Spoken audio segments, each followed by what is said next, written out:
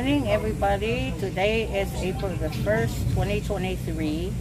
And today, everybody call it April Fool, but we're not a fool. So,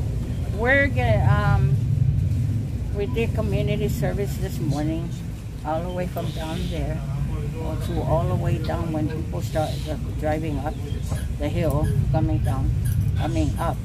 And we're doing community service this morning.